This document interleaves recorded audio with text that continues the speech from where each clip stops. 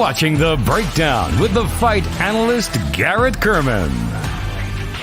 And welcome back to another episode of The Breakdown. I am the fight analyst, Garrett Kerman, and this here is my man, one half of MMA Powerhour, Mr. Colin Crandal. What's up, man? How's it going on this fine, special Tuesday evening? Absolutely beautiful, Garrett Kerman. Glad to be here. Feel the power. As you know, this is our MMA Power Hour time slot. I do the breakdown every Thursday with Garrett Kerman, but this time on a day that we're off for the MMA Power Hour, we decided to do it during our MMA Power Hour time slot. So hope a lot of you are going to be watching, and I know as the days go by, a lot of people will check us out. And I'm glad to be here. Garrett got a good card and an amazing card last week, but it's even on Tuesday, pretty much it's old news. So I will say that just one quick comment on that. I think Johnny Walker's stock remains high. Thiago Santos' stock is high. It was a boring fight. They were careful. They had to be careful because neither guy had a ton of experience going the 5 rounds, especially Walker. But, interesting fights. Anyway, we got a card here that is kind of exciting. The main event is a throwback fight, really, with striker and grappler. But I will throw it back to the fight analyst. How's everything with you? Hanging in there, bro? Yeah, absolutely, man. It's a going. We hit some bets on the Contender Series right now. Fernie Garcia, our biggest bet on the night, cashes minus 250 for 3.5 units. Very happy there, especially coming off a great weekend last weekend. We absolutely murdered it, did we not? We did. We've actually, since we've been doing the breakdown together, and I know we got to start at tallying up the numbers, which we will starting this podcast. Exactly. But I would have to honestly say, and people can go back and check me if I'm wrong, that they say a successful professional gambler is hitting close to maybe 60%, give or take, and on that's being like elite. Right, that's like elite, the highest ever, like 61, 62. I believe for the last 3 breakdowns, we're at like a 78% clip, if not higher. So, in fact, I think we're possibly even higher. I think that we've been killing it. We've been at least doing a 75% win clip every week, and I think on a couple of the weeks we were closer to 85%. So, yeah, excited about what we're doing together, man. 2 heads are better than one. Absolutely. And we're putting the millennial and Generation X knowledge and power and perspective together, and it's really working out. So people want to make some money. The fight analyst, me.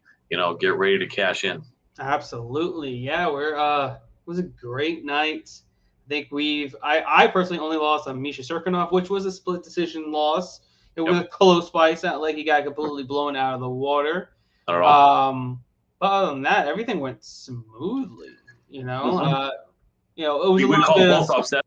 Yep, we got Malarkey and Jared Gordon. Right. That's true. We did really well. It was a very, very good night, and we're looking to keep the ball rolling. But like we said, yes, we're hitting at a ginormous clip now. It's a very small sample size, but with gambling, there's always some regression due to come. That's just the name of the game. You gotta just stick the course. Keep your units at a minimum, where you're able to lose. That's how your bankroll management will work. And, just keep on trucking. Little by little, grow that bankroll, and then just cash out at the end. That's the name of the game. And we're going to keep that going this weekend. UFC Vegas 38, headlined by 2 strawweight contenders, Mackenzie Dern and Marina Rodriguez. It's going to be a banger. I think it's going to be a great fight. Classic grappler versus striker matchup. It's going to go – I think it's going to go down as one of the better, strawweight fights of the year. Yeah, I agree. And those of you that remember Pride Fighting Championship, both women, if they were announced by the great Lenny Hart, would be announced as from Brazil. We have the second week in a row, main event, Brazil against Brazil. And this is a really important fight in the strawweight division. It's funny, I know that Mackenzie had gone up to flyweight for a couple of fights, but this is indeed strawweight, right, Garrett? Yeah, this is I believe this is a strawweight. Or is it not? No, I think it is. No, Marina's always strawweight. Yeah, Marina's, I think. Yeah. Yeah, no, it's a strawweight fight. And no, Yeah. Marina fought at 125 last time because it was a short notice fight, and they were flying Right. in late, so they Yeah. gave you the 125. But Right. yeah, this is a strawweight fight. Both of them have only one loss on their record. Very impressive. Yeah. Yeah. This is just a really, really great fight, and can't wait to break it down. And second week, so I think the answer we could say is in the main event, the winner will be from Brazil. How's that for a prediction? Pretty good. Pretty damn good. I like it. Thank you. All right. Let's get the show on the road. All right. Yep. So our first fight up on the preliminary card is a fight at 155 pounds between Charlie Ontiveros and Steve Garcia. Right now, Garcia is a minus 320 favorite, and the comeback on Charlie is a plus 245 underdog. Who do you got? Gotcha. So Garcia is a 29-year-old with 15 fights, which is pretty good. Nothing unusual there. 11-4 fighting out of Jackson Wink MMA, at least according to SureDog. Tapology might say something different. Yeah, but he's still there, I believe. Yeah, good guy from New Mexico. A lot of tough guys there and a great team. They were once, a little bit more successful than they are now, but still with John Jones, a bunch of great people there. Holly Holm, a guy who I believe will be in the UFC any day. Chris Breezy in the future, Brown, and other really good people over there. Also, shout out to Natalia Spies, a good upcoming pro over there. So Garcia had his debut. They kind of threw him to the dogs, to the wolves, going up against the violent Bob Ross named Luis Pena, and that was about a year and a half ago. And he did go the distance, and he had a 4-fight win streak before that. He is a good finisher. He likes to knock people out. 6 feet tall at featherweight. That is a tall featherweight. That's even kind of a tall lightweight. Anyway, he is going up against a 30-year-old, so 29 and 30. This guy's 6'2", and funny enough, Ontiveros is shown. They're fighting at 155 too. Okay, and the interesting thing is they have Ontiveros listed as 170, and they have Garcia listed as 145. So SureDog sometimes can do that to mess people up, but I'm going to assume that Garcia has had at least a few fights at featherweight, and Ontiveros has had at least a few fights at welterweight. So this is essentially the bigger man here is going to be the American bad boy, Charlie Ontiveros, fighting out of War Training Center, probably, which means he's fighting somewhere else. But anyway, 11-7. That's not a great record. He was thrown to the wolves in his first fight, going against Kevin Holland, who is a big 185. man. Yeah, wow. So the much bigger man here is going to be Charlie Ontiveros. He fought Michael Venom Page in Bellator, but he got stopped in the first. He got stopped by Kevin Holland in the first. He got stopped in the second by Jeff Neal. So he has a lot more fight experience and is the bigger guy. So I think Charlie Ontiveros is the guy that's going to win this fight. I'm curious about the odds. Let's. I think you probably did throw it out there. Oh my gosh! And Garcia is a huge favorite. No. I'm on the dog there all the way. Charlie Ontiveros. I just don't think very highly of Charlie, even though he does have the the intangibles. He has the height and reach and possibly strength advantage, but I just don't think he's technically all there. I think Steve Garcia is the better all-around fighter. But I want to play him at minus 320, knowing he's going against a guy that's pretty much a lot bigger than him. Yeah. Talking about a guy that just fought at 185 pounds. Granted, we don't know what kind of shape he's going to be in because, he got slammed on his neck and he couldn't feel anything afterwards. Wow, that was just under a year ago. But that does give a 30-year-old a good amount of time, to heal. Like if somehow, but you don't know how his body's going to react getting full force contact in just 12 years' time with nerve damage. That's true.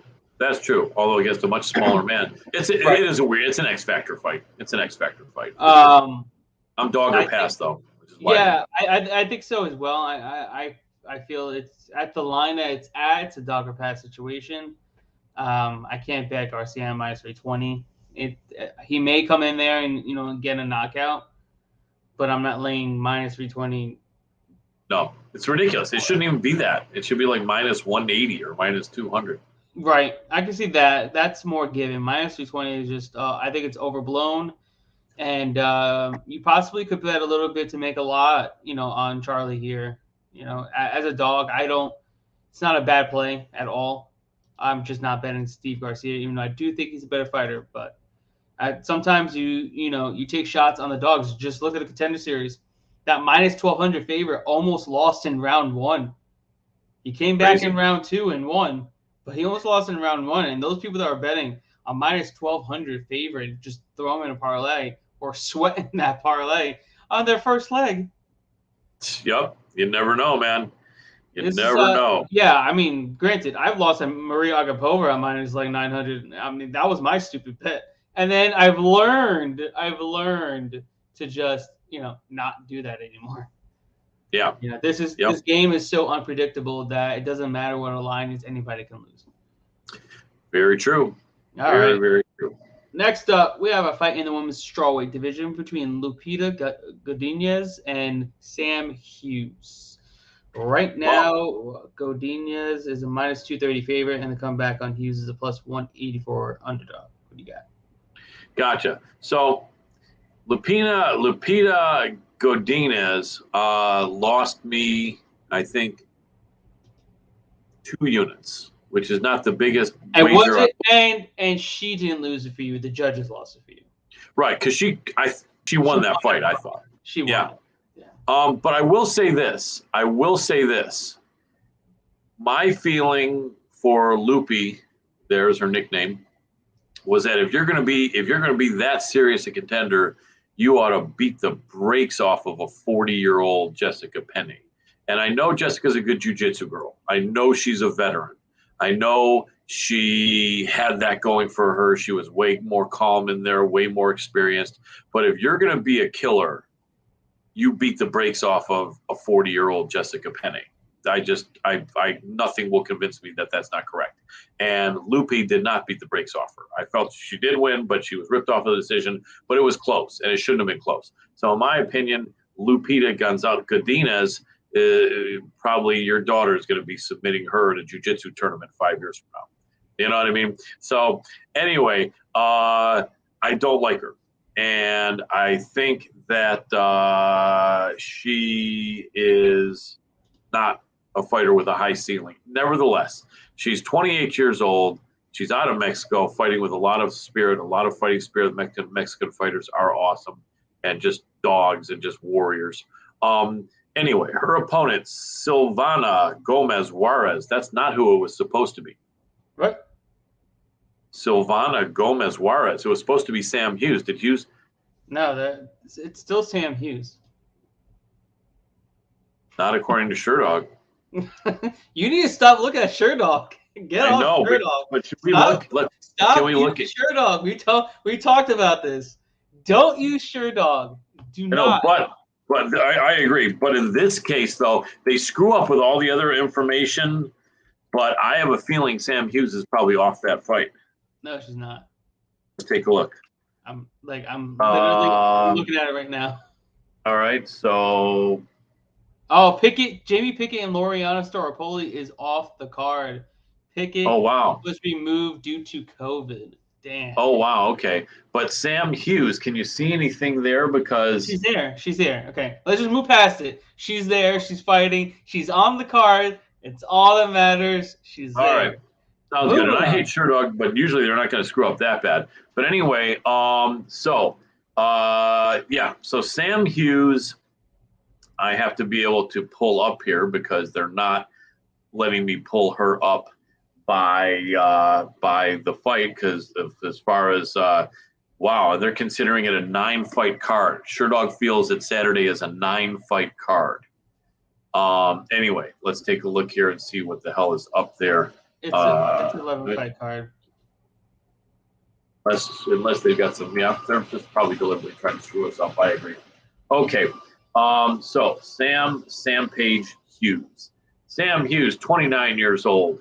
out of Everett, Washington. 5'5", 115 pounds, a 5-3 record, which is not good. Only 8 fights for a 29-year-old. That's not a lot, but it's not terrible. So Sam Hughes doing good on a lower level. MMA career, amateur career, 1 win, 1 draw, and 3 losses. Not so good. She's rattled off 4 wins in a row to start her pro career. She came up against Vanessa Demopoulos and got choked with an inverted triangle choke. She beat Danielle Henley. She did get the brakes beat off her by Tisha Torres. And then she did also not do that well against Konkak Supasira, also known as Loma Lukbumi. Sam Hughes is a tough girl. So this is, to me, this is a battle of 2 women that have not a very high ceiling, with all respect, in MMA. The odds makers feel it's an easy win for Lupe Godinez. I don't think so. I think it's going to be a tough battle. I would not bet a penny on this fight. I certainly wouldn't lay minus 215 with Lupe Godinez. I think Sam Hughes is going to fight hard. I might just put a little bit of money on her for shits and giggles, as they say. But I don't get any read on this card except for the fact that a year from now, they probably both won't be in the UFC. Well, this is the last and final time we get to fade Sam Page Hughes in the UFC. So what you're going to do is you're going to go bet Lupe Godinez, because we get to fade Sam Hughes one last time. Right, before she's out of the promotion. Before she's gone. Because she's No. just one that I just don't – I like betting against. She just hasn't been good at all. Right. And either I know she fought against really good fighters, Tisha Torres, Loma Lukbumi, and then she got inverted triangle by Vanessa Demopoulos as well. And mind you, they've already fought, and Lupe already beat her. Really? Right. Yes. So what, as an amateur? Yeah, as an amateur. Right. Huh. So that's where I'm like, I would definitely fade her even more, knowing that Lupe has already beaten her. It was a decision, though, which doesn't surprise me. Yeah, it's gonna go to decision, but I feel like she's gonna be the cleaner of the two. She'll probably score some takedowns. She's so short at 5'2". Godinez. Yeah, but Sam Hughes is not that much bigger. She's 5'3". Let me see if I can verify. Sherdog has her at 5'5". Oh, that's right. She is 5'5". Yeah, but she went against Jessica Penne, who's one of the biggest strawweights in the entire division, and she did pretty damn well against her. I mean, at one point, Jessica Penne fought at atom weight, but that was 10 years ago or so. Right. She's tall. She is tall, though. She's like 5'7" or something. Yeah, like that's. I hear what you're saying. Well, continue, because it sounds like you're feeling confident in fading Sam Hughes. Yeah, I am pretty confident in fading Sam Hughes. I mean, you talk about Lupe was able to get 3 of 9 takedowns. She went for 9 takedowns. Like, you're giving me a female fighter that's attempting 9 takedowns in a fight and is at least getting 30% of that? I'll take that. Yeah, why not? I mean, and then on top of it, she's still landing 54% of her strikes. On top of on top of being active in the takedowns, and was able to take down a pretty good wrestler, and Jessica Penne, who's much, much bigger than her. You're talking about, 5-6 inches taller than her. Yes. Well, the Penne that I like is Pasta, not Jessica, unfortunately. So, who doesn't love Penne pasta, right? Am I right? Especially, I know you're an East Coast guy, man. Some good pasta. Can you get as good pasta in Florida as you could back in New Jersey, or not? Absolutely not. I had a feeling. Had that feeling. Just like there's no way I'm getting good pizza down here. It's just not happening. Yep. But there are, there is that time that you went swimming in the Everglades for a couple hours. You didn't get bitten. You went out there and had a date with 4 supermodels, and knocked out 3 UFC Hall of Famers in a bar fight. I still remember that night. Yeah. We don't want to talk about it too much, though. No, Brag, though. no, yeah. Never forget when you did that stuff. I appreciate that. No problem. We won't live it down. We'll keep that on the down low. Yes, the DL. All Continue. right. Okay, so moving on. Let's just move on. I got Yes. Lupi in this fight. I'm fading Sam Hughes. I think she'll get it done. I think she'll be able to mix it up on the feet, take it to the mat, rinse and repeat, get a hard-nosed decision, beat her again. This is her second time that they're fighting. Yep. She's very familiar with her. She beat her in a unanimous decision last time. It's going to happen here as well. Wouldn't surprise me. I just don't have that confidence in Godinez, but you're probably right because But Sam Hughes is going to try. She's going to fight hard. And, she tried against Loma and she got completely outworked. Yeah, she tried against Tisha Torres and she gave Tisha her first TKO win, I think, in her UFC career. Well, maybe Sam Hughes needs to bring in Matt Hughes, the Hall of Famer, to help teach her some wrestling. I don't know. He has a Hughes connection there. Anyway, that's a stretch. Right. Moving on. Our next fight up is in the featherweight division between Charles Rosa and Damon Jackson. Right now, Jackson's a minus 194 favorite in the comeback on Charles Rosa's a plus 156 underdog. What do you got? Rosa is a unique dude. He's tough. He did have a couple years off, didn't he? Yes, he did. He had 2 years off, 2.5 years off between 2017 and 2019. He came back and beat Manny Bermudez, who's no longer in the promotion, and looked really good doing that. And then he came up against Bryce Mitchell, who was very tough, thug nasty. Bryce Mitchell. They're both jiu-jitsu black belts, but Mitchell just had the better wrestling and was a younger guy. And I just remember in that fight, I think I bet like half a unit or a unit on Rosa. Rosa had the confidence to say he was the best jiu-jitsu guy in the featherweight division. And essentially, Mitchell beat the brakes off him. And it wasn't even that much with strikes, but Mitchell looked like he went in there angry. Mitchell fought like a guy who had been insulted, whose mother had been insulted and his sister had been insulted. He literally looked like he went in there saying, I'm literally going to embarrass this guy. Every position for every second of that fight, Bryce Mitchell beat Charles Rosa. To the point that Rosa was like looking up on the ground, like he was saying, what the fuck is happening here? How am I getting owned like this? I mean, literally, Rosa was looking like he was saying, this is like my worst nightmare. How is this even happening? And I remember thinking that myself. I'm like, what the hell? Who is this guy, Bryce Mitchell? But now we see the guy. Yeah, he's really. I've lost a lot of money betting against Bryce Mitchell, so yeah, I know all about Bryce Mitchell. It's it's hard to fade him now, but I don't. Yeah. He's been out for a minute, so it's gonna be interesting to see how he bounces back. It is. But after that fight, Rosa did come back and get a split decision win off of Kevin Aguilar. And Kevin Aguilar is on a killer losing streak now, so that doesn't say a lot. And then he comes back, and Derek Minner, who's a good, tough guy, did beat him. And then Rosa just got a split decision over Justin James. At 35 years old, with injuries that Rosa has, he's past his prime. Let's face that. He's a double tough guy, but unfortunately his ceiling, I think, isn't that much higher. All respect to him. And I don't want to say that too much, and I know if I do, eventually some fighter is going to tell me, I'm a piece of shit or whatever for saying that, and so maybe I'll stop saying that because I don't want to insult these fighters. I have all the respect in the world for him, but I do think at 35 in his weight class, he's outside his prime, and the guys are so fast and so good. Anyway, they have him. And again, this is another thing where Sherdog is screwed up. Well, no, Damon Jackson, that's his opponent, right? So Damon Jackson is a weird guy in his own right. He's 33 years old, so 2 years younger. The Leech, and he is out of Fortis MMA, and he came in from the PFL, getting nailed by a flying knee from Ovid Ibalayev. Crazy, 2 years ago. He comes into the after fighting in the LFA, coming off a rear naked choke, and he submits Mirsad Bektik, who unfortunately is not as good as it looked like he was once going to be.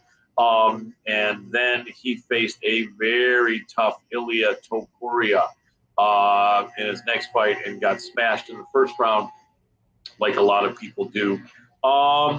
So this is a battle of guys that need a win. 1-1 is Jackson, and I'm sure for the 3-fight contracts these guys would sign for, he'd love to be 2-1 going into hoping to renew his contract at 1-2. With 1-2, a good chance you won't get to renew your contract. Charles Rosa is coming off a win, but just barely. This is a hard fight. This should be even, but I bet you the odds are going to be looking at the younger man as a favorite. Yeah, they have Damon Jackson almost 2-1 favorite. I don't like that. I wouldn't lay that chalk on Damon Jackson, but probably he wins. I can't get a read on that. If anyone wants to bet on that, again, I can't. I'm gonna wish you luck is what I'm gonna do, because I don't know. That fight could go either way. Probably Damon Jackson is forced, I would say, but not with a lot of confidence. I might think about it more and end up betting half a unit, but this is something I wouldn't even bet 1 unit on. What do you think? Man, this is it's just crazy. I'm just looking at who Charles Rosa has fought in his career. It's just like, it's crazy. You just look at the list: Derek Minner, Kevin Aguilar, Bryce Mitchell, Manny Bermudez, Shane Burgos, Kyle Bochniak, Yair Rodriguez, Sean Soriano, and Dennis Sieber. What a resume of killers this man had to go through. Absolutely. It's crazy. And then he's alternating wins and losses too. Could this be? Does he buck the trend here? I don't know. Yeah, he could. He could buck the trend. Damon Jackson, good grappler. He's very stiff on the feet. Doesn't know how to use his range very, very well. I think Charles Rosa is the better striker. I do think Damon Jackson's probably a little better in the wrestling.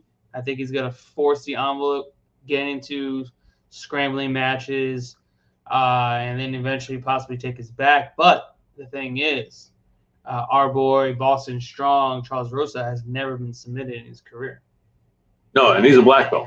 Yeah. Yes, he's a legit black belt. And I believe he's been getting better with his wrestling over American Combat Academy. And, I think I think he could possibly buck the trend here, and get the win. It's a tough fight to call. I don't think highly of Jackson's striking. I do think Rosa should be able to tag him as long as he's coming forward. It just comes to the grappling exchanges, and if he's able to get him down, Damon Jackson probably will be able to keep him down, because Rosa likes to play guard too much. He likes to play off his back too much, and which I don't like that too much. So I want him to keep himself at distance, and that's going to be a little bit hard. That's why I'm kind of staying away. But if I had a pick, I'd probably go with, Charles Rosa here. Yeah, I mean, the dog, he shouldn't be that big a dog. No, so, I don't think, like I said, I don't think highly of Damon Jackson. I mean, his striking is pretty bad. Basic. Yeah. And Rosa still is a black belt, so the chance of him getting finished on the mat is not likely. But the thing is, he can get stuck on his back. That is his, downfall. Yeah, without a doubt. I want to really quick say hi to my friend Peter Guerrero, who gave us a good 100% agreement and rating. Man, he is awesome. The guy I think should be a brown belt any day now. Super slick, Muay Thai trained fighter, and one of the nicest guys out there. And big love and respect to my brother. Had a lot of great sessions rolling with him. It's like he moves effortlessly. The dude's amazing. I think he's about 32 years old, and just a stud. Peter Guerrero, thank you for jumping in and say hi. Thank you for coming on, man. Thank you for joining us. Let's keep it moving. In the heavyweight division, we have a fight between Alexander Romanov and Jaron Vandera. Right now, Romanov is on minus 590 favorite. Holy shit. And the comeback on Vandera is a plus 410 underdog. Who do you got? Crazy. So, Alexander King Kong Romanov. We are going to do a panel next week. For those of you watching, we're going to have either 4 or 5 people here. next Tuesday, and one of them is my good friend Francesca Dominic. Fran is amazing, and she's always been on the Romanov train. I think she's picked Romanov in all three of his wins. And in the first one, I was like, "Who the hell is he? I don't know about this guy." And the second one, I was like, "I guess this guy's maybe kind of tough." And by the third one, the third one, I believed in him, but I really thought Juan Espino would win, and it's weird that they're calling that a technical decision. That's split. What's a technical split decision? Did that go to the no, he got kicked in the nuts. Okay. And it was over 2.5 rounds, so he couldn't continue. So they went to a decision, and he won by split decision. Okay, and that was a really close fight for how long it lasted. Espino is a badass. He really is. He's just getting older and too bad he had to sit out for a couple of years with contract. Yeah, he would have been so good. He would have been. He really would have been. Anyway, so Romanov is 14-0, one of the few undefeated fighters, 30 years old. He's got 14 fights, which is pretty good. That's a pretty good spot that he's in, fighting out of Moldova. That means he's in there, a teammate with, I don't know about teammate, but a countryman with Ewan Kutalaba and a couple other guys. I think Sergey Spivak is from Moldova as well. Big man, not the tallest heavyweights at 6'2", but solid 264, which means he's probably cutting maybe a little bit to make that weight. And he has 3 solid wins, all by submission. No, not even close to submitting Montespino, but a technical decision. So 2 by sub. He's a finisher. Wow, is he a finisher? Yeah. He's got 14 wins and 13 by sub. So the only fight he didn't win by 5 TKOs and 8 by sub. So 14 wins and 13 finishes. Did not sub or finish Espino. Anyway, double tough guy. Fran has me believing from the beginning, and she knows her shit as we do. My boy, though, Jared Vandraw. Interviewed Jared, a super cool dude, fighting out of Team Quest. At least at one point, Dan Henderson and Sam Alvey and all the guys over there. Really good dude. Taller than Romanov, 6'4". Also a man that comes in near the limit of 265, 29 years old. And so he's a year younger, 12-5. Good record. Not great, but good. Comes out of the LFA. Dana White Contender Series stopped Harry Hunsucker by punches. Did get stopped by Sergey Spivak in his UFC debut. That's a hard ask for a UFC debut, Sergey Spivak. Yikes. And then did beat Justin Tafa as an underdog. I just think that these odds not giving Vandraw a chance are stupid. Would I go ahead and put like my whole paycheck on Vandraw? No. But I'm not laying all that on Romanov, despite the fact that my girl Fran would say, lay it on Romanov, he's a beast. Or maybe she wouldn't. I'll talk to her later and find out. But I'm not going to lay that chalk. But I'm not going to bet a lot on my boy Vandraw. I think a half a unit on Vandraw. I think he has a chance. I don't think this is going to be a walkover. Romanov is legit, but even my girl Fran is not saying he's ceiling is like to the top of the blue skies. Even she's not saying she thinks Romanov is necessarily, future champion material. I don't think he is 14-0. I don't think he's proven a lot because a lot of those fights were against nobodies over in Moldova. So I'm going to lay a little bit on Jared Vandraw. I think he's in this. I think he's got a chance, but small bet. First off, I want to say what's up to Michael Cook. Appreciate you coming on and showing the love. Appreciate it. Thank you, Michael Cook. All right. With this fight, you definitely can't bet on either one of these two based on the money line. I know you want to place a bet on the dog, but Jared Vandraw is just not that good. We've seen it. He's not good. He's just beaten guys who are not better than him. He's just not good. Alexander Romanov, he had a tough time against Espino, but Espino is a monster. high-level jiu-jitsu black belt. Very good grappler. Vandera is nowhere near on the level of Espino. I feel like he should be able to take him to the ground and just pummel him King Kong style like he normally does and just beat him up and get him out of there. Maybe another forearm choke. That'd be cool. I kind of like seeing that against De Lima. That was pretty impressive. So I'll take Romanov and I'll take him in round 1 at plus 115. Yeah, the forearm choke's such a weird thing. If you can just hip skate, if you can just, I don't know. I mean, I don't know how anybody's gonna hip skip against Alexander Romanov on top of you in full mount. But there's two different things, and I know you know your jiu-jitsu, but people have to also understand the ability to pop someone's elbow. If it's over, hard for me to show here, but if it's up there, you want to pop it, and then you can move it away. So I'm not gonna put down someone who's that strong, but there's a couple things that can be done so that you're not caught. Just like there's a lot of things that can be done so that you're not caught in a can opener. Right. Even if Mark Kerr is trying to do it on you in the 1990s, you know what I mean? But whatever, all respect, but yeah, that's true. You won't see it that often, but you do. It's someone very strong, that's for sure. All right. Yeah, but I got to go with Romanov. I'm taking him in round 1. I think giving me round 1 at plus 115. I'm going to take that bet. I think he should be able to smash him in round 1. I think we get a little bit of value there. It's not something I'm run to the bank to bet a whole load of money on, but I think we're getting some good value at him winning in round 1. Could be, yeah. We got to look at some props, but yeah, but that makes sense. I'm still with Van der Rohe, but just really like sprinkle. Right. All right. Next up, we have a fight at 135 pounds between Chris Gutierrez and Felipe Colares. Right now, Gutierrez is a minus 265 favorite, and the comeback, and Colares is a plus 210 underdog. Who do you got? I like El Guapo, the handsome Chris Gutierrez.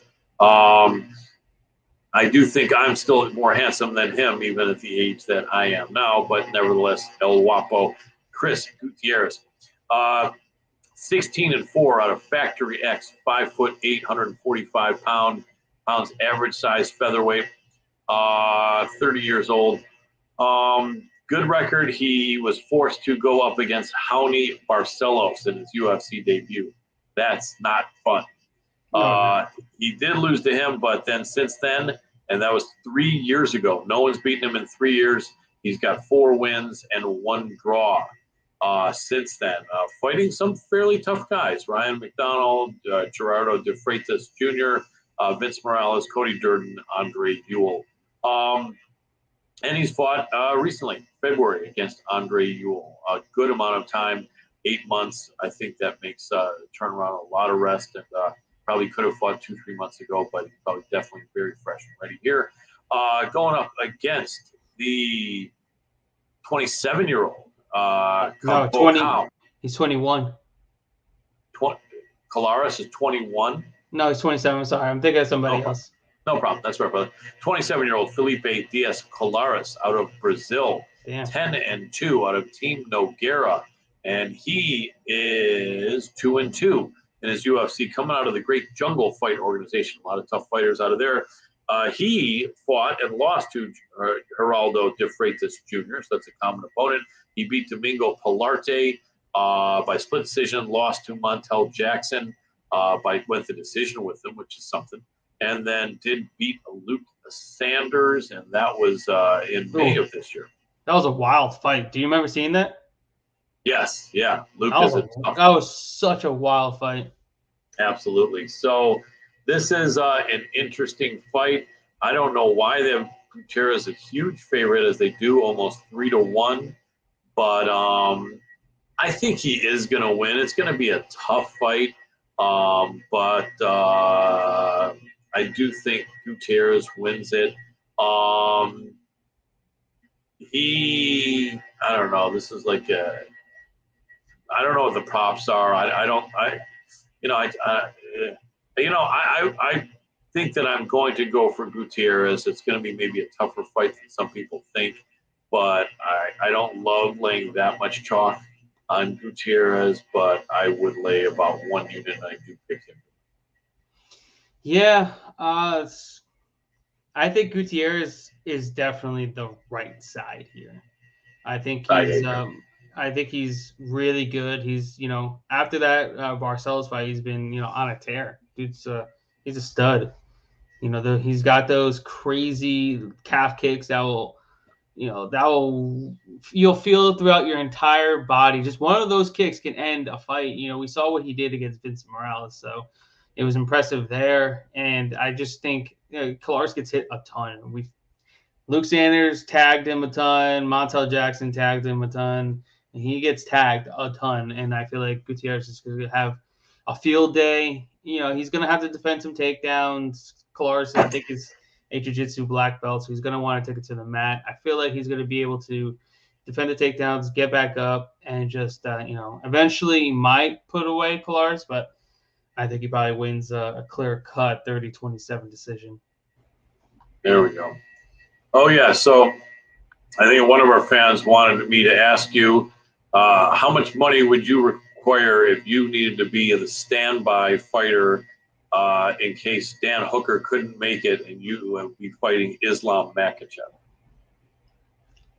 That's a good question.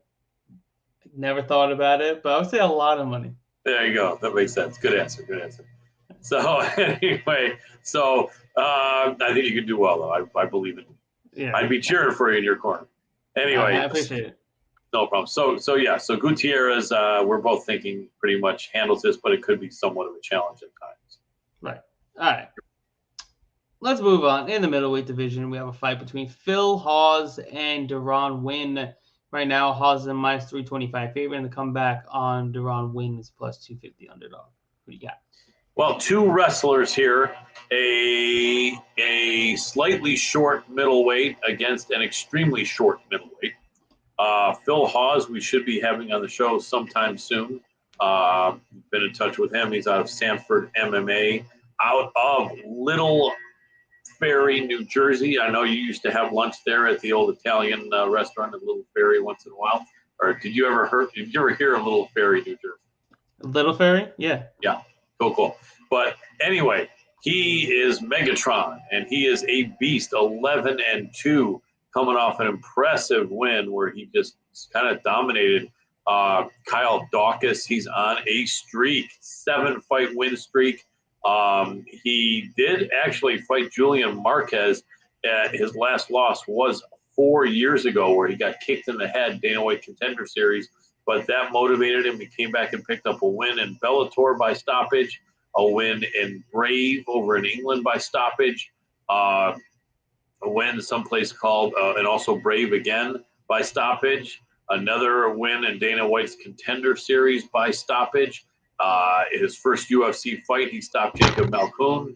He got a majority decision over Nasruddin Imavov, who's a tough fighter, and then Kyle Dawkins. So he's on a hell of a streak.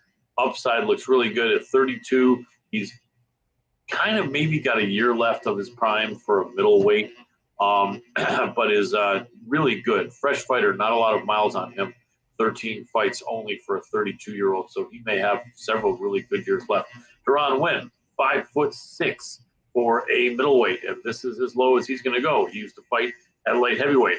A lot of people call him a mini Daniel Cormier, but he doesn't have the hands that Cormier has, unfortunately.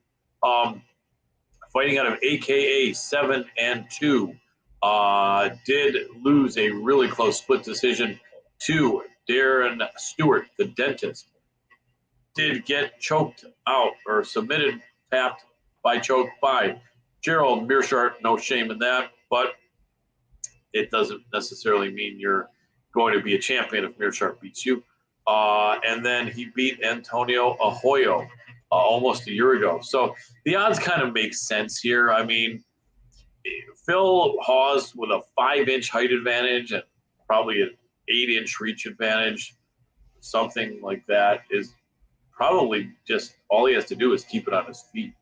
But the AKA product here may be determined to win the wrestling. And if Win can win, the wrestling exchanges and stay on top of him, it could be an upset here.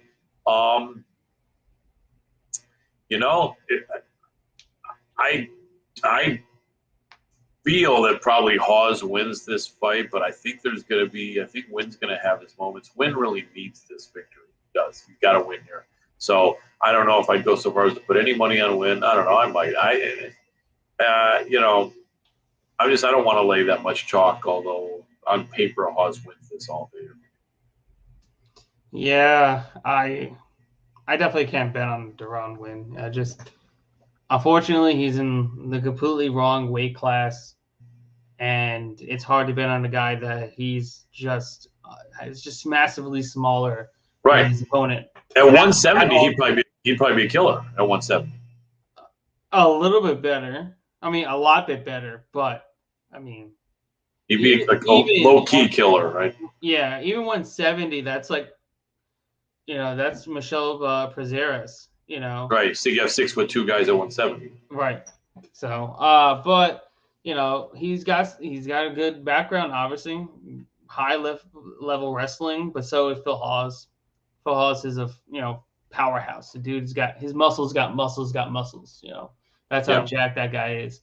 And they're both 32 years old, so it's conceivable they may have wrestled each other in the amateurs. I wouldn't be surprised. Yeah, possibly. But Phil Hawes, he's got some hands. He's got some heavy hands. He's shown that his cardio has gotten a lot better since, his early Contender Series days. And he's fought the much better competition. And then he also didn't lose to somebody like Gerald Mearshart. Yeah. Losing somebody like Gerald Mearshart not good. And he lost to Gerald Mearshart because he was getting beat on the feet. Yeah. He can't do anything with the length and the reach of Mearshart. And Mearshart's strength is in his grappling. So if you're getting beat on the feet by Mearshart, it's no bueno. No bueno at all. No. So yeah, I got Phil Hawes winning this fight. I don't like his price minus 325. Maybe I think he's a parlayable piece because I just don't see Duran winning this fight. So I did that. Yeah. Duran winning this fight. I like that, man. You did it. You're jumping in it, man. You're jumping into me. Man, those dad jokes. We got him over here. We got him over here. I love it because you are a dad. He is actually the only dad of the two of us here. Yeah. You gotta let him in. I'm the dad age, though. I'm more the dad age, but he's the official dad of kids.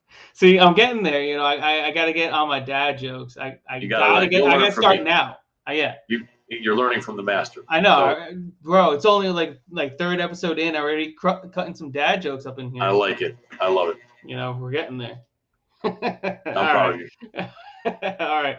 Next up, we have a fight in the women's flyweight division between the return of Maria Agapova and Sabina Mazo.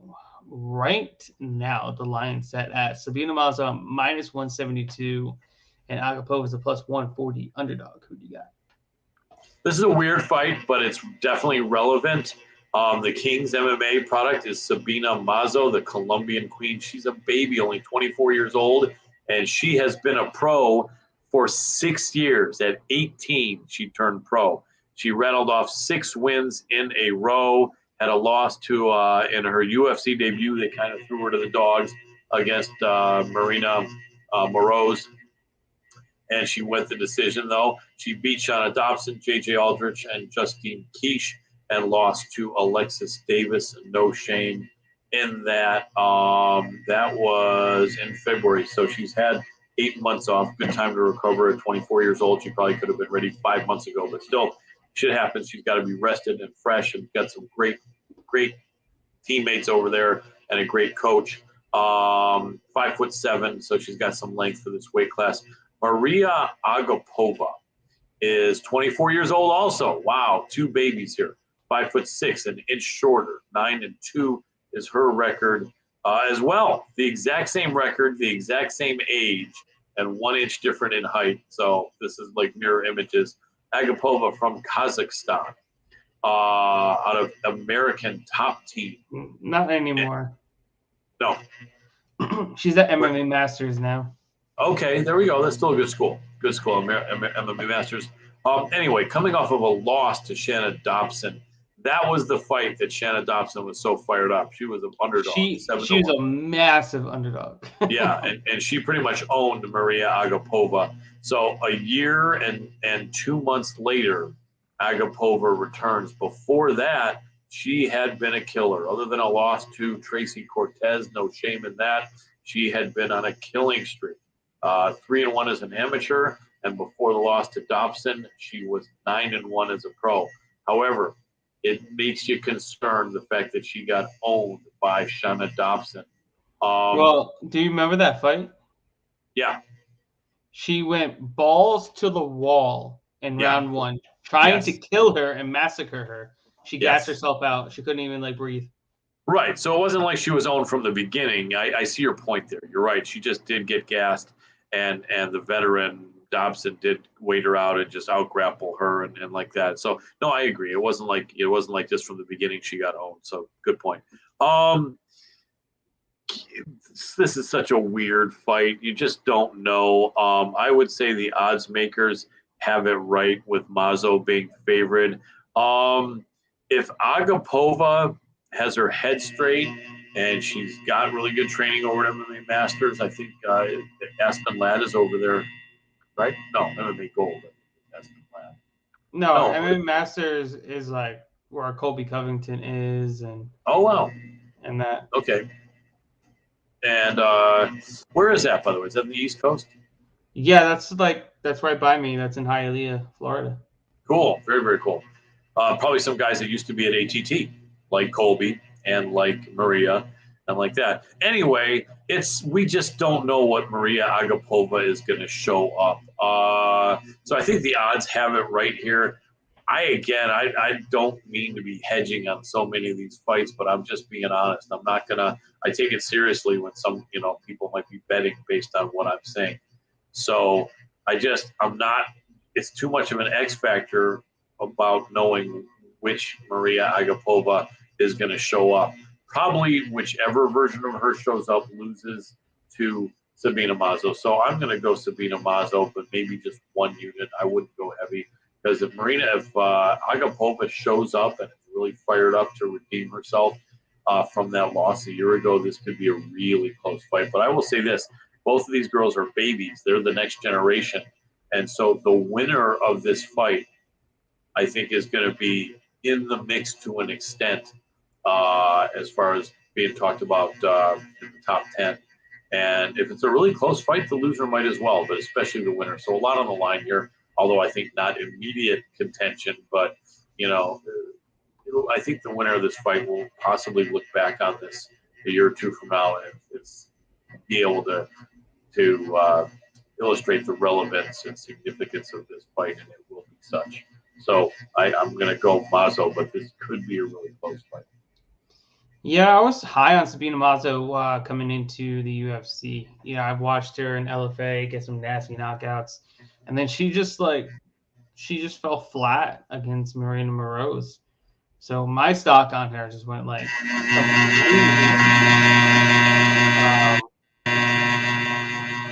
wasn't she temporarily though at strawweight where some of that bad crap happened for her?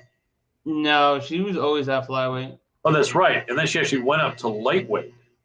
I think she may have fought Davis at lightweight. I think she did. No, they fought at flyweight. Okay. For some reason, I was pretty confident there was some talk of moving weight divisions for Mazo. Maybe I'm wrong. Maybe, and then funny enough, Sherdog shows her as a lightweight. Maybe she talked about it, but she didn't do it. Anyway, sorry to interrupt. No, you're good. I think she might have went up. I don't know. Either Alexis Davis went down or she went up. Yeah. Just for that one fight. Right. But she had a hard time making weight. I know Mazo has had a hard time making weight on a couple occasions. Yeah, she went to bantamweight to fight Alexis Davis. I think that was it was, yeah. Yep. Yeah. And that also could explain that loss, actually. So we got to give her that. Right, because she got wrestlefucked for that loss. Yeah, against the bigger girl. Right. And now she's back down to her normal weight class. She might be able to defend the takedowns a lot better because we know that Maria Agapova is going to want to go for the takedowns. Yeah. Majority of her wins are by submission. Yeah. Her striking's gotten better, but she's still wild on the feet, and she should be able to use her length and her reach and her kicks to keep her at bay. But I want nothing to do with this fight betting wise. No. But I do think Sabina Mazo takes it. Yeah, we got the Colombian against the Kazakhstan, and not only the Colombian, but she is from Medellin, and Toca, Colombia. Medellin is where the drug cartel, Pablo Escobar, the infamous drug cartel. So we could even say the Colombian queen might even be the granddaughter of the great Pablo Escobar. If she's watching this, she's probably going, "What did he just say?" So that was all in humor, by the way. Big love to Sabina Mazo. I'm sure she has nothing on her shoulder like falling out. God is punishing me for saying that. I'm sure she has absolutely nothing to do with Pablo Escobar and the Medellin drug cartel. But very tough girl. She could make this easy if the wrong Maria Agapova shows up. This could be a quick night for Mazo. I don't think it'll go that way, but it might be. Yeah, I'm staying away. This is a fight card that I'm very not gonna be too overly invested in. I agree. But I'm gonna pick my spots correctly. Right, and for anyone watching us for the first time, that's not usually the case. We're usually very invested in a lot of fights on the cards, and if you look at our success in the last few weeks, we've been just that. So this is, once in a while, you'll just find a card that has too much dead even stuff. And the fight analyst, Garrett, Kerman, and I are not going to force picks and then just say, what the fuck, sorry, we thought this. We're gonna embrace stuff that we have some confidence in, where we feel someone has an edge. And this card is not a lot. Right. And with that said, we're moving on to the flyweight division, the men's flyweight division, with the fight between Tim Elliott and Matthias Nikolai. Right now, Nikolai is a -200 favorite, and they come back on Elliott's a +160 underdog. You got. So Tim Elliott went and fought a couple of bare knuckles fights, didn't he? Like a year or two ago. No. Or one. I thought he did. No, maybe I'm confusing it with Johnny Bedford, because I know Bedford. Yes, Bedford definitely did. So Tim Elliott for flyweight is old. 34 is old. Yes. You would be old for a flyweight, and you're not a flyweight. But anyway, what a rugged guy. 28 fights, 34 years old. That sounds about right, but it's a lot of wear and tear on your joints. And the dude wrestled for probably, 5 years or 8 or 10 years before that. 17-11 out of Glory MMA with James Krause and all those killers. That's a plus. Man, look at all those wins and losses and so recently, that's what's most important. Recently, actually, the man's been in the UFC for 5 years and he's had like 10 fights. Pretty good. Dimitri lost to Mighty Mouse. First UFC fight, they put him against Mighty Mouse. That takes the cake as far as unfair matchmaking and unkind matchmaking. Man, oh man, how are you paired against Mighty Mouse in your first fight? Nevertheless, he went the decision. Beat Louis Smolka, lost to Ben Nguyen. Beat Mark De La Rosa, lost to Davidson Figueroa by submission.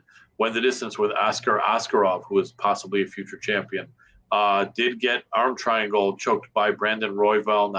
No real shame in that. Beat Ryan Benoit, and then beat Jordan Espinoza, coming off 2 wins. And the Espinoza fight was March of this year. Espinoza, though, not really a killer, and I don't even think he's still in the promotion. No, he's not. No. Anyway, so that I would say, and this is something I'm going to start giving on our show, I'm going to start giving something called a relative strength rating. And, for example, Khabib would get a relative strength rating of 10. Valentina Shevchenko, a relative strength rating of 10. Amanda Nunes, 10. Other champions like 9. I'm going to give this guy, Tim Elliott, a relative strength rating. When you take his age, his level of competition, what he's done lately in his record, I'm going to give him a relative strength rating of 6. So we have that, and he's 34 years old. Matthias Nicolau, from Brazil, 16-2, much better record, 28 years old, 6 years younger, and those are important years, especially for reflexes as a flyweight. Jackson Wink and Latrell Yee, MMA. Good school. We have someone else, a couple of Jackson Wink guys on the card. I love to see that. Great guys over there. Nicolau having fought some Shuto fights early and then got into the UFC 6 years ago. His first fight, Bruno Mesquita with a Japanese necktie. Rarely seen submissions. Split decision over John Moraga. Beat Louis Smolka. Lost to Dustin Ortiz, who never should have been cut from the UFC. Dustin Ortiz is a brute, a beast. I had him on my show. He's a great guy, and he's a killer. So no shame in that. But then the man came back and beat Alan Gabriel dos Santos, Felipe Efrain, and Manel Kopp, a split decision earlier this year against Manel Kopp, which is definitely impressive. So I'm going to give him a relative strength rating of 7. So 7 beats a 6, although not by much. Tim Elliott is such a rugged veteran. I think the odds should be even closer than they are. He's just old for this weight division, though. I don't know. Tim Elliott is a rugged, tough dude. I hate betting against him. But on paper, he should not win this fight. So I don't know. I feel like I want to throw something out for you guys. So I'm going to go Matthias Nicolau, but half a unit or 1 unit. Not a super strong feeling. Tim Elliott can sometimes be a murderer, and I hate to bet against him. But Nicolau probably wins this fight. Yeah, I'm pretty confident in Matthias Nicolai, to be honest with you. One of my more confident plays on the night. We've seen that he's a killer on the feet. We've seen he's a killer on the mat. He's got submission wins. He's got knockout wins. He's got good takedown defense. He's much younger. He's fresher. He's looking better than he's ever, looked as well, coming in back into the UFC, taking on Manel Kopp. And, it was a close fight. He did what he needed to do to win. I had Kopp there. I thought Kopp won, but it was still a really close fight against, a high-level competitor in Kopp, who I think would also beat Tim Elliott. And I don't think Elliott's, the same person that he once was. Right. He beat Jordan Espinosa, who can't, defend takedowns for shit. So, that was an easy fight for him. He went against, Benoit, who I don't think is really all that good. He's not in the UFC anymore, and that was a super close fight. And Benoit was tagging him on the feet. I feel, they're going to get in some scrambles. I have this feeling that Nicolai snatches a Darce or snatches one of those Japanese neckties, and gets to win. You're talking about a guy that has 6 wins by submission, right? He's finished 10 wins. And then you have Tim Elliott, who's been submitted how many times? Like half a dozen times, close, or 5 or something. Yeah. He's been subbed 5 times. And then Matthias Nicolai to win by submissions plus 500, plus 550. I wouldn't mind. Yeah, I wouldn't sprinkle something on that. Because I told people to take Brandon Royval to win by submission because of that reason. Because we know they're going to get into scrambles, and we know that Royval can get a submission. I feel like that could happen here with Nicolai. I think they can get into scrambles, and he can catch the neck, especially in a Darce. Could very well be.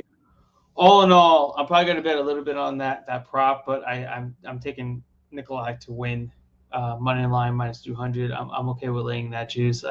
I think he is going to be a contender soon. He's got the tools, and if he wants to be a contender, you got to beat Tim Elliott to get there. That's it. Otherwise, you're a pretender. Exactly. You're a pretender. All right. Next up is our co-main event of the evening. In a fight between Jared Night Train Gooden and Randy Rude Boy Brown, I think that's his name. Randy. Yep, Rude Boy. Rude Boy Brown. All right. Brown is a minus 245 favorite, and the comeback on Gooden is a plus 194 underdog. You got. Yeah, so this is an interesting fight. Two somewhat young fighters. Randy Brown is 31 and Jared Gooden is 27. So Gooden is definitely a young fighter and Randy not so much, but not that old. Randy Brown is 13-4, 6'3" at 170, a tall welterweight for sure. A lot of experience, 17 fights at 31. I guess that's about average though. In the UFC since 2016, 5 years, he's got about 10 or 11 fights, and he's like 6-4. It looks like, I think. He did lose to Bilal Muhammad. He lost and got stopped by Nico Price. Got stopped by Vicente Luque. No shame in that. We can see how good Luque is. And then in his last fight earlier this year, did get RNC'd. We're choked by Alex Cowboy Oliveira. That's not really that good a look. No, he got the rear naked choke. Sorry, that's right. That's right. That is a good look. That is a good look. Although not as impressive as it would have been to have beaten Cowboy Oliveira before 2021. Anyway, coming off that win then, and other than Vicente Luque, would have been 3 wins, and then Nico Price 3-2. Anyway, Budokan Martial Arts Academy is what Sherdog says. Do you have anything at her from Tapology? Probably that's gonna have his real school, or does it also show Budokan? No, that's his school. Okay, he's out of Spanish Town, Jamaica, and anyway, tough guy, big, tall guy, 31 years old, is still in his prime for a welterweight with maybe 1 year left in his prime, but then probably a few years left to be a talented contender. Jared Gooden is also a tall 6'4". Wow, we got a 6'3". He's just 6 foot. That's what I think. You're right, and I remember that. This is one of the big mistakes in Sherdog. They have a 6 foot guy listed as 6'4", and he is definitely yeah. This is one of the more bizarre. Yeah, so he is not. So 3 inches shorter is Jared Gooden, 27 years old. They have him out of X3 Sports. Anything different in Tapology? No, it's the same. Okay. He has got a little bit more fights for a younger guy. 24 fights at 27 years old. That's a lot of fights. He's been a pro since 2015, since he was 21 years old. Notable fights are nothing early in his career. He got into the UFC against Alan Jouban and lost. Jouban's a tough guy. Interviewed him many times, retired now. Double tough guy, although if Gooden was going to be all that, he would have beaten a 37 or 8-year-old Alan Jouban, and he didn't. He did lose also to Abu Bakar Nurmagomedov. No shame in that at all. And then did beat Nicholas Stolze, and Stolze is not a killer, but not the worst fighter in the world. Gooden is younger. He shorter. He is not going to win this fight. This is my best bet tonight. You're usually trying to find something to say about Jared Gooden. Yeah. By the way, relative strength. I give Jared Gooden a 6, and I give Randy Brown a 7.5. So this is one of my better bets for tonight. Rude Boy, all day, all night. Randy Brown. All day, all night. Minus 245.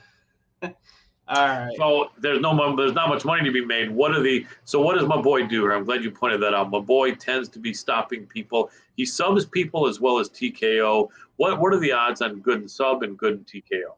Gooden, you mean Brown or Gooden? Not Gooden, Brown. Sorry, Brown. Okay. Brown. Brown TKO plus 280. Brown submission plus 420. So you know what I might do? I might place some money on him, straight bet, and then some on him by sub and TKO. Brown wins a decision at plus 220 is not terrible. Then you know what? I might do 4 bets on Brown. However silly it sounds, there's money that can be made there because you're kind of covering your bases, and you can win on more than one. So I might do, and the amount of units I can't think about that quickly right now to calculate it, but I think I might do a little bit of money on straight bet Brown, a little bit of money on Brown decision, a little bit of money on Brown TKO, and a little bit of money on Brown sub.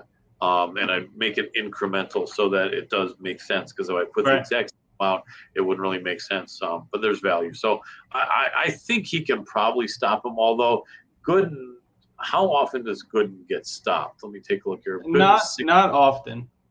He's only gotten stopped once, I think.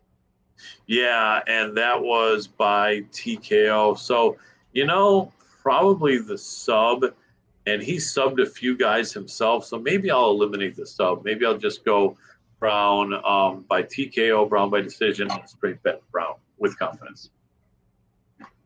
Sounds good. That makes sense. I think Brown might be a little too much for Gooden. I feel like he does use his length and reach very well.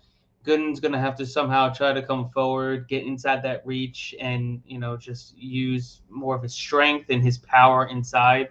I feel like it's going to be more of the same of him not being able to manage distance like he couldn't against Alan Jouban, and Jouban was just able to keep him at bay using his kicks, using his long-range weapons. I feel like that's going to be more of what Randy Brown's going to be able to do here. And then we're just seeing him get caught coming in. And I feel like the most where Gooden's going to be able to do is, push him up against cage and keep him there and just, work him in the clinch. It's literally the only way he's going to be able to win this fight, and try to drag him to the mat. Other than that, at range, Brown wins this fight all day. But, I don't like that minus 245 tag. I think, taking him via decision at plus 220, it's a pretty good line considering this man has lost his last 2 decisions.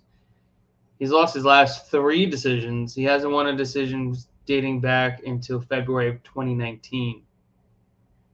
And he's 3-5 when it goes to a decision as well. Interesting. Yeah. So I like Randy Brown to win a decision plus 220. I'm gonna bet that. That's my play on this, and I think that's a pretty damn good one. Like it. Definitely like it. Even though Randy Brown, I'm pretty sure is a finisher for the most part, which is why we're getting plus 220. And he hasn't had a decision win since Mickey Gall in 2017. He's been finishing left and right. But that doesn't mean he's going to finish Jared Gooden. He definitely doesn't.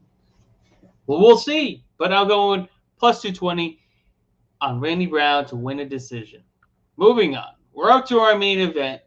Great fights in the women's strawweight division between Mackenzie Dern and Marina Rodriguez. Right now, Dern is getting hit hard.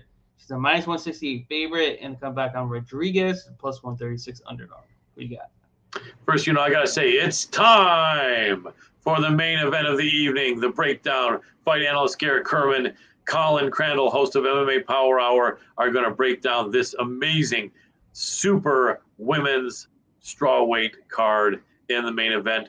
Both women from Brazil, and it is a throwback fight, striker versus grappler. Obviously, they both have skills all around, but let's examine this and see what we got. Mackenzie Dern, the jiu-jitsu girl, 5'4", 115 pounds, used to have trouble making weight, fought a little bit at 125, realized her spot was at 115, and even after having a baby, she seems to be doing better at this weight. 28 years old, so she's still young. So many years of grappling, just years and years and years. I think she's been grappling for like 25 years. It started when she was 3. Her dad, a good black belt, Megaton Diaz. Started out her MMA career really, really, really well. 1, 2, 3, 4, 5, 6, 7 wins. 2 of them in the UFC, one in Invicta, a bunch in LFC. She came up against Amanda Hebas, who shut down her ground game completely and pretty much beat the brakes off her. And then I think she had a baby, came back and has been looking great since then. She subbed Hannah Cyphers, not a huge achievement there, but she did. She subbed Randa Marcos, which was nice. Good, for her there. Randa's better than her record would indicate. She did catch a decision in a tough fight against Verna. I just like to say Verna Jandiroba. They're saying Vina, John D. Jadoba, and all this and whatever. I don't give a rat's ass about that. Verna Jandiroba is how I'm going to say it. all respect though to her. And then Nina Nunes, who was got to get used to seeing that name for years, Nina Ansaroff, but now Nina Nunes, the wife of the champion Amanda Nunes, and she did armbar Nina quickly. So Mackenzie has got some wrestling now. She's got a little striking. She's a strong, thick girl, and she makes people fear her ground game. When she didn't have any wrestling, I think that was exposed by Hebas 2 years ago, but she's corrected that. So she's a beast. She's legit. This is a hugely important fight at strawweight. Her opponent, so 28 years old for Mackenzie, 34 years old. Wow, that surprises me. I didn't know Rodriguez was that old. So she is old. She is past her prime, although she's been killing it. It just shows you can be past your prime and still be great. She's only got 15 fights for 31 years old. That's less fights. No, that's almost the same as Mackenzie. Just a couple more fights. Actually, 17 fights. 14-1 and 2 draws. Interesting. So she got into the UFC. She's been fighting for 6 years. Started on a killing streak. She had a draw with Randa Marcos in her first UFC fight after winning the Contender Series. She beat Jessica Aguilar. She beat Tisha Torres, which is a really good win in 2019. She beat draw with Cynthia Calvillo. She did lose a split to Carla Esparza by just being really out-wrestled. She stopped Amanda Hebas. I bet like 3 units on that fight, and I was very happy. I had a feeling she would do that. And then she did have a tough fight against Michelle Waterson, but Michelle is such a tough, gritty veteran, doesn't surprise me. This is a crazy fight. The odds should be about even, but they're not. They're a little bit in favor of Mackenzie Dern. The age is a factor here. This is something, and I'm going to take your cue from the last breakdown we did. This is something I feel you got to live bet. And you could actually make a lot of money live betting. If Mackenzie Dern can get this fight to the ground with relative ease, this fight's hers all day, every day. If she can't, she is going to be pieced up and possibly have the brakes beaten off her. What I might do is live bet it to one of them's going to probably maybe have more success early and just take the dog money and bet the other one, because every round is different. And every round you have a chance to rest, you have a chance to listen to your corner, and especially like if Mackenzie Dern is catching the takedowns and controlling, and then all of a sudden Rodriguez is like plus 600 because of the fact that she was so controlled in the first round. Fights start on their feet, and she has a chance to be back on her feet, fresh in the next round. She could completely shut down the takedowns and possibly even stop Mackenzie Dern. So that's my thought going in. I'm leaning Dern a little bit, but I don't know. If forced, I'm probably going to go Dern, but I don't really have a lot of confidence. What I do want to do, though, is make some money and help you guys make some money. So, yeah, I would make a live bet maybe toward the latter part of the first round and bet on the fighter that's losing and have some really good odds and possibly see a turnaround or reversal in the action and come up with some good money to finish the night. Yeah, this is a really good fight. I'm very looking forward to this fight. Classic grappler versus striker matchup. I'm just looking over like the resume of Marina Rodriguez, coming into UFC, just like her second fight, Randa Marcos, I know Jessica Aguilar's not great, but she still was a veteran at that time. Tisha Torres, Cynthia She was great Calvillo. in her day. She was great in her day, but this was not her day when she. Yeah. Right. And then you have Cynthia Calvillo, Carla Esparza, Amanda Hebos, and Michelle Waterson. And she went 5 rounds with Michelle Waterson. You know, Mackenzie Dern has never gone 5 rounds ever. True. And if she has to grapple for 5 rounds, I don't think she can. But then again, if she gets one takedown, it could be over right then and there. Yeah. You know, what we've seen Rodriguez do well defending submissions. She's never been submitted, but then again, she's never faced anyone like Mackenzie Dern either. So it's it's a tough situation.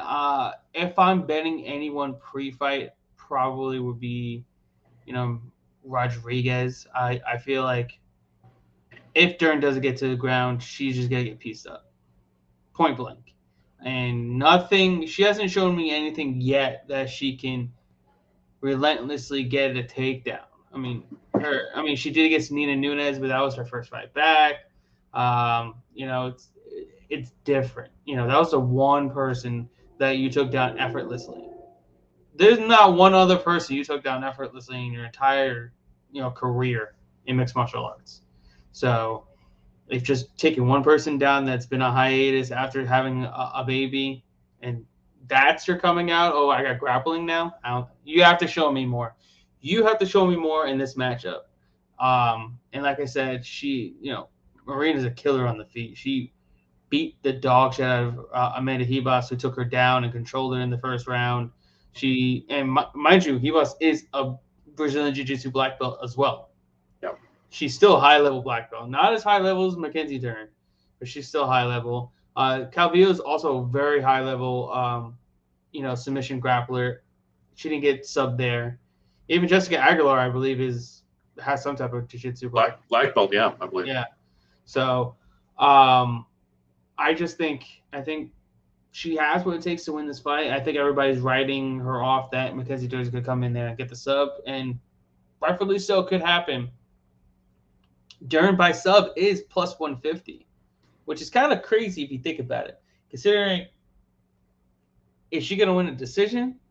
Right. No. Is she going to win by knockout?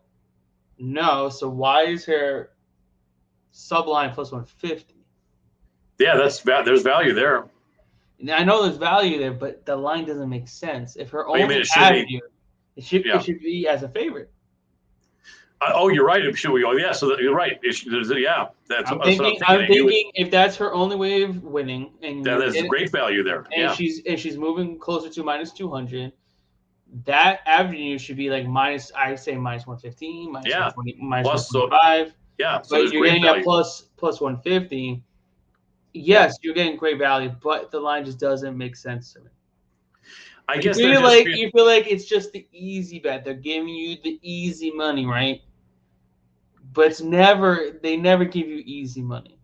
Right. Well, has Rodriguez ever been subbed? No, I don't believe she has. No, that's possibly part of why. A, she's hard to get her down, and B, she's never been subbed. She's Brazilian. I think a lot of these Brazilians innately know some Brazilian jiu-jitsu, and that might be why. But that's a good value. I like that bet. I don't know that you're agreeing with that, but these are probably the reasons why. But I think there's still some value in Dern by sub. What are the odds on? Is it over 1.5 or 2.1 or over 2.5 for the over-under? It's pretty sure it's like 4. It's 2.5. I like the over 2.5 rounds at plus 108. Yeah. I would have loved if it was over 1.5 because that would be for sure. But they're not dumb enough to. 5 Dimes has that. Some do. Some books do have. They do every single round. Right. So you know what this is going to be, Garrett? Sorry if I'm interrupting your flow. Is like this is going to be a really telling fight because the question that's being asked is, does Mackenzie Dern have good enough wrestling to overcome the good takedown defense of Marina Rodriguez, or vice versa? Does Rodriguez have good enough takedown defense? Did she learn something from the loss against Carla Esparza, however close? And is her takedown defense now even better? Because when that question is answered, it will also tell us who the winner is. Also, let me throw out my relative strength rating really quick. I'll let you get back to your finishing breakdown. Sorry, but I want to throw out that I'm going to give a relative strength rating of 8 to Marina Rodriguez, and a relative strength rating of 7.5 to Mackenzie Dern. So really, really close. When it's a half, it doesn't give me a lot of confidence. I'm going to want to try to see that it's one or more point difference. And yeah, so we've got a half. But yeah, we got a half. Yeah. So yeah, continue though. So you're the bets you're thinking and which way you're leaning. Yeah. I think a pre-bet on Marina Rodriguez possibly. It's a tough fight to call. I envision her being able to keep the fight on the feet and just outworking Dern. But I could also see Dern getting on a single leg and somehow dragging her to the mat at some point, and then that's all she wrote. Yeah. Do you like my live betting idea of maybe? Yeah, that's probably what the best strategy is here. See through that first round, feel it out. If it ends in the first round, then so be it. Yeah. Chances of it ending in the first round, not likely. I agree. And then you'll be able to pick up something, and in between round two, and then you can really get probably a good line on either one of those two. I feel like it's still going to be a close fight. If Mackenzie Dern doesn't get a sub in round one. Right. I feel like it's going to be a very close fight. And this fight is super relevant. Both girls are ranked, and I would actually think they both are top 5 or top 6. And yeah, they're definitely both top 5, top 6, I think. So this fight's huge. I mean, the winner of this fight could possibly, Tisha Torres, I think, is next in line for Weili versus, or maybe Joanna. I don't know. The bottom line is, though, the winner of this fight is fresh blood. And I think that the UFC sometimes really wants to embrace the fresh face, and they literally may let the winner of this fight, if the winner of this fight wins in spectacular or dominant fashion, they may jump her over Tisha Torres and over Joanna Jędrzejczyk, and give her the winner. Especially if it's Mackenzie Dern. Right, because they love Mackenzie, without a doubt. If it's Mackenzie, yeah. And then it'd be so interesting to see if Mackenzie against Rose would be amazing. Mackenzie against Weili would be amazing. But yeah, this is a lot of significance. And the loser of this fight, I think, it's definitely a setback, but there's not enough depth at women's strawweight anymore. No, whoever loses, they're still a mainstay in the top 5. Yeah, I mean, they're definitely top 10 for sure. Yeah, yeah, but they're still levels above who's behind them, right? Without a doubt, they still remain really relevant. Although I know if one girl gets owned or smashed really bad, or just subbed really quickly, or knocked out quickly, it's going to be a little bit of a their stock will be a little bit lower, but not a lot, because like we just illustrated, there's just not enough depth in that division now. Yes, sir. All right, and that pretty much wraps up our breakdown for this weekend's card. UFC Vegas 39 on tap. Marina Rodriguez taking on Mackenzie Dern. But before we go, my man, Mr. Colin Crandal, where everybody can find you at. Absolutely. As Phil Collins said, I'm not anywhere where I can find you, or you can find me, but I don't want to be that guy. So I am somewhere where you can find me, and I'm at MMA Powerhour. We go live normally every Tuesday. We're taking 3 weeks off, but we'll be back on, I think it's the 19th of October, and we're on Fight TV, FITE.TV, as well as the Hannibal TV. Think of Hannibal the Cannibal from Silence of the Lambs, and the Hannibal TV, with almost 300,000 subscribers there on YouTube. Hit me up on Colin Crandal, file with my face and all kinds of MMA. Believe it or not, I think there's like 4 other Colin Crandals that spell it just like me, but you'll be able to recognize this face and all the MMA content. Last one funny story, by the way. Actually, first I'm going to say next Tuesday we're going to have a panel of people. So it won't be the breakdown with these graphics, but we're going to have a panel of people to do a breakdown of the following Saturday's card. And then you'll still see you and me on next Thursday with Garrett Kerman. Quick funny story, Garrett. When you mentioned Fernie, that's another unusual name, the fighter that you were watching in the Contender Series. I remember about 20 years ago, I was watching some boxing, and it was kind of a fringe contender who actually I think got one belt at one point, named Frez Kendo, and he was going up against Chris Bird, the Olympian, who was a heavyweight champion. And I was young. I was a young dude, even younger than you. And I came in and I told my buddies, I saw the graphic, and I didn't even realize, I think, who was fighting, or I knew, but I didn't think about it. And I said, man, I said, if this guy Frez wins, then I'm going to change my name to Frez. And my buddy and his roommate was like, dude, I don't know. We're going to be, and then his roommate's like, man, I'm going to have to say, hey, Frez, the next time you come here to watch my, and I said, screw it. It's on. If this dude wins, my name is now Frez. And I thought the guy won, but they gave the decision to Chris Bird. And I'm like, oh, thank you. And my buddy's like, oh, man, you got out of it, man, because we would have, like everyone, we would have insisted would be calling you Frez from now on. So you skated by that one. And I didn't do that since then, but so I would be Frez Crandal right now if the judges didn't have sympathy and kindness in their heart for me. I think Frez suits you. It might have been Fred. Can you see it? And the MMA Powerhour with host Frez Crandal. There we go. I like it. It's got Colin Frez Crandal. Yeah. That's it. Frez with the quotes in the middle. Yeah. All respect, because Frez Kendo was a very tough fighter. And even though he's got to be 50, he's old. Like me, he would beat me in 4 seconds, I'm sure, in a boxing match. Maybe MMA, though, would be where I have to challenge him. No, he was a heavyweight, and I'm only a heavyweight when I'm fat. So I would normally be a cruiserweight in boxing. I shouldn't even be a lighter cruiserweight. Anyway, never mind that. But yeah, I'm going to throw it back to you. That's my final story and joke. But that's true. That's a true story. And but this is awesome, Garrett Kerman. We're killing it. I know we didn't have as many fights that we embraced as usual, but you guys who watch us every week are seeing that in a month we have a ton of fights for you. Some weeks more than others, and this one's just got a lot of weird ones, but we made our picks and we're standing behind them. And I have a feeling we're going to kill it with the few picks that we had confidence in, like we do every week, sometimes when we have a lot of picks.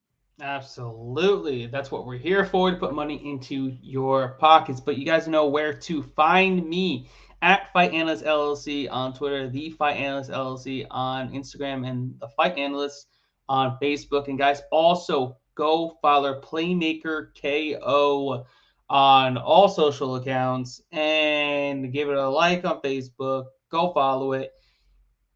Just help me, support me. Let's get this money, guys. We will see you all cashing out at the ticket window. Until next time, see you guys. Have a great night. Adios. Peace.